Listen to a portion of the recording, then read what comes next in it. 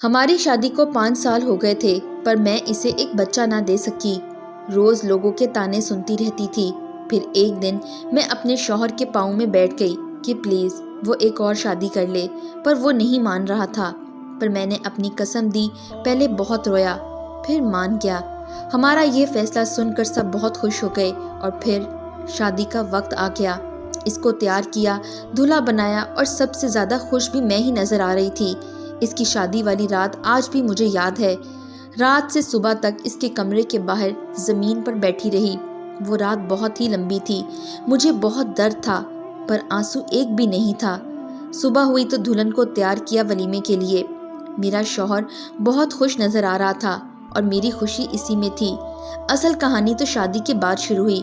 اس نے پورا 1 مہینہ مجھ سے بات نہیں کی، اور یہی چیز مجھے اندر سے کھا گئی، اور میں بیمار رہنے لگی۔ میرے سسرال والوں نے ان سے بول کر مجھے امی کے گھر بھیج دیا۔ 1 سال تک خبر ہی نہ لی کہ میں کس حال میں ہوں، زندہ ہوں یا مر گئی ہوں۔ وہ 1 سال قیامت کی طرح گزرا۔ ایک ایک دن میرے لیے قیامت سے کم نہیں تھا۔ 1 سال بعد اللہ نے ان کو ایک بیٹی اور بیٹے سے نوازا، تو ان کو ایک نوکرانی کی ضرورت پڑ گئی، اور وہ مجھے لینے آ گئے۔ والدین کے منع کرنے کے باوجود میں ان کے ساتھ جانے کے لیے تیار ہو گئی۔ سارا دن مجھ سے نوکرانیوں کی طرح کام لیتے، لیکن میں اس میں بھی خوش تھی۔ بے شک وہ مجھے دیکھتے نہیں تھے، مجھ سے بات نہیں کرتے تھے، لیکن میری آنکھوں کے سامنے تو تھے نا۔ سارا دن کام کرتی اور ساری رات سٹور نما کمرے میں جا کر گزار دیتی۔ دن گزرتے رہے اور میں اس چیز کی عادی ہو گئی۔ میرے ساتھ جو کچھ بھی ہوا تھا میں سب بھول چکی تھی۔ میری آزمائش تو گزر چکی تھی، میں اپنی آزمائش پر پوری اتری تھی۔ ایک دن وہ اپنی بیوی بچوں کے ساتھ شہر سے باہر گیا ہوا تھا، اور اس کی کار کا ایکسیڈنٹ ہو گیا، جس میں وہ خود تو بچ گیا، لیکن اس کے بیوی بچے اللہ کو پیارے ہو گئے۔ اپنے بیوی بچوں کی موت کے بعد وہ حد سے زیادہ پریشان رہنے لگے تھے، اور اسی طرح 4 مہینے گزر گئے۔ جب اس کا غم تھوڑا کم ہوا، حالت تھوڑی ٹھیک ہوئی، تو اس نے میرے نزدیک آنا شروع کر دیا۔ لیکن پتہ نہیں کیوں مجھے اس کا نزدیک آنا عجیب سا لگا۔ پتہ نہیں کیوں مجھے اس کا پاس آنا اچھا نہیں لگ رہا تھا، پر میں کر بھی کیا سکتی تھی، مجبور تھی۔ اپنے پاس آنے سے منع بھی نہیں کر سکتی تھی۔ مرد آخر مرد ہوتا ہے، وہ اپنے آپ کو ایڈجسٹ کر ہی لیتا ہے۔ لیکن مجھے اپنی جگہ پر آنے کے لیے ٹائم لگا۔ ہم دوبارہ ویسے ہی ہو گئے جیسے پہلے تھے۔ وقت گزرتا رہا۔ اب میں نے دوبارہ اپنے آپ پر توجہ دینا شروع کر دی۔ ہر وقت بند سنور کر رہتی، اور اسی طرح وقت گزرتا رہا۔ میں نے پرانی ساری باتیں بھلا دی تھیں، یہاں تک کہ میں نے کوئی گلہ شکوہ نہیں کیا۔ میرے ساتھ جو کچھ بھی ہوا میں سب کچھ بھول چکی تھی۔ وقت گزرتا رہا، اور مجھے وقت گزرنے کا پتہ بھی نہ چلا۔ آج ہمیں دوبارہ ایک ساتھ رہتے ہوئے 1 سال 4 مہینے اور 10 دن ہو گئے تھے۔ پتہ نہیں میری خوشیوں کو کس کی نظر کھا گئی، اور ہمارے گھر میں ان کی تیسری شادی کی بات گردش کرنے لگی، اور اس کے گھر والوں نے اس کو تیسری شادی کے لیے منا لیا۔ لیکن اس بار میں نے ان کو منع کر دیا کہ آپ نے شادی نہیں کرنی، لیکن وہ بضد تھا کہ میں نے کرنی ہی کرنی ہے۔ اس کے پاؤں میں بیٹھ گئی، اس کے پاؤں کو ہاتھ لگایا کہ خدا کے لیے اب تیسری شادی نہیں کرو، لیکن اس نے میری ایک نہ سنی۔ میں پوری رات رو کر گزاری، لیکن اس کو مجھ پر ذرا بھی ترس نہ آیا۔ اور آخر وہ دن آ گیا جو اس کے لیے تو خوشی کا دن تھا، لیکن میرے لیے قیامت سے کم نہ تھا، یعنی کہ اس کے نکاح کا دن۔ اسی دن میرے امی ابو مجھے لینے کے لیے آ گئے، لیکن میں جانے کے لیے راضی نہیں تھی۔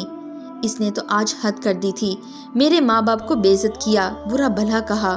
میں اپنی بے عزتی برداشت کر سکتی تھی، اپنی ماں باپ کی نہیں۔ اس نے تو یہاں تک کہہ دیا کہ اپنی بیٹی کو جاتے ہوئے ساتھ لے جانا، اور میں رہتے ہوئے اپنی ماں باپ کے ساتھ میکے آ گئی۔ ابھی مجھے اپنے میکے آئے ہوئے 3 دن گزرے تھے کہ طبیعت اچانک خراب ہو گئی۔ امی کے ساتھ ہسپتال گئی تو وہاں جا کر پتہ چلا کہ میں ماں بننے والی ہوں۔ میں اتنی خوش تھی کہ میری خوشی کی کوئی انتہا نہیں تھی۔ جب سے مجھے پتہ چلا تھا کہ میں ماں بننے والی ہوں، میں بہت زیادہ خوش تھی۔ میرے ساتھ اس نے جو کچھ بھی کیا تھا میں سب کچھ بھول چکی تھی، لیکن میں اب واپس نہیں جانا چاہتی تھی۔ میں نے فیصلہ کر لیا تھا کہ میں اپنی زندگی اپنے سہارے جیوں گی، اور یہ بات جب میں نے اپنے ماں باپ سے کی تو میرے بابا نے بولا، آپ کی زندگی آپ جیسے مرضی جیو، ہمیں کوئی اعتراض نہیں ہے۔ یہاں سے میں نے اپنی زندگی کا آغاز کیا۔ میں نے باپ اور بھائیوں سے مشورہ کر کے نوکری کرنی چاہی، تو میرے بھائیوں نے بولا، ہم مر گئے ہیں کیا، آخر کار وہ میری ضد کے سامنے ہار گئے اور انہوں نے اجازت دی کہ میں نوکری کر لوں، بلکہ میرے ساتھ کوشش کر کے مجھے ایک سرکاری اسکول میں ٹیچر لگوا دیا جو میرے گھر سے 5 منٹ کی مسافت پر تھا۔ یہ سارے کام اتنی جلدی ہوئے کہ مجھے پتہ ہی نہیں چلا کہ میرے اللہ نے میرے لیے سب کچھ آسان کر دیا۔ میں ماں بننے والی ہوں۔ جب یہ بات ان تک پہنچی تو مجھے لینے کے لیے آ گئے۔ میں نے ساتھ جانے سے صاف انکار کر دیا اور اپنے کمرے میں چلی گئی۔ آج میرے دل میں ان کے لیے کوئی جگہ نہیں تھی، کیونکہ وہ میرے لیے نہیں آیا تھا بلکہ اپنے بچے کے لیے آیا تھا، اور میں نے اسی بچے کے لیے اتنا بڑا فیصلہ لیا تھا کہ میں اکیلی رہوں گی، مجھے اس کا ساتھ نہیں چاہیے۔ وقت گزرتا رہا، مجھے آج بھی یاد ہے وہ 10 بار میرے گھر آیا، مجھے لینے، میری منتیں کی، میرے ماں باپ آپ کی منتیں کی، لیکن میں اپنے فیصلے پر قائم رہی، کیونکہ میں فیصلہ کر چکی تھی میں اس کے ساتھ نہیں رہوں گی۔ پھر وہ دن آ گیا کہ اللہ تعالیٰ نے مجھے ایک بیٹے سے نوازا جس کا نام میں نے شاہزین رکھا۔ شاہزین بہت ہی پیارا تھا۔ میرے بیٹے میں میری دنیا بستی تھی۔ لوگ کہتے ہیں نا کہ ماں کو اپنی اولاد پیاری ہوتی ہے، وہ تو میری آنکھوں کا نور تھا، میری دنیا جہاں تھا۔ شاہزین کی پیدائش پر وہ آیا تھا اور میں نے اپنے بیٹے کو دیکھنے تک نہیں دیا اس کو، یہاں تک کہ وہ میرے پاؤں میں گر گیا کہ صرف ایک بار مجھے اپنا بیٹا دیکھنے دو۔ لیکن مجھے وہ وقت یاد تھا جب میں اس کے پاؤں میں گری تھی، اس کے پاؤں کو ہاتھ لگایا تھا کہ تیسری شادی مت کرو۔ اس وقت اس نے مجھ کو بے عزت کیا تھا پورے خاندان کے سامنے، میرے ماں باپ کو اور ذلیل اور رسوا کیا تھا اپنے پورے خاندان کے سامنے۔ تو میں کیسے دیکھنے دیتی اس کو اپنے بیٹے کا چہرہ؟ میرا بیٹا تو میرے لیے سب کچھ تھا۔ اس کو تیسری بیوی سے اولاد نہ مل سکی تو اس نے بہت کوشش کی کہ میں واپس آ جاؤں یا پھر میرا بیٹا مجھے واپس کر دے، بہت کورٹ کچہریوں کے چکر لگوائے، لیکن میں تو اپنی زندگی میں خوش تھی۔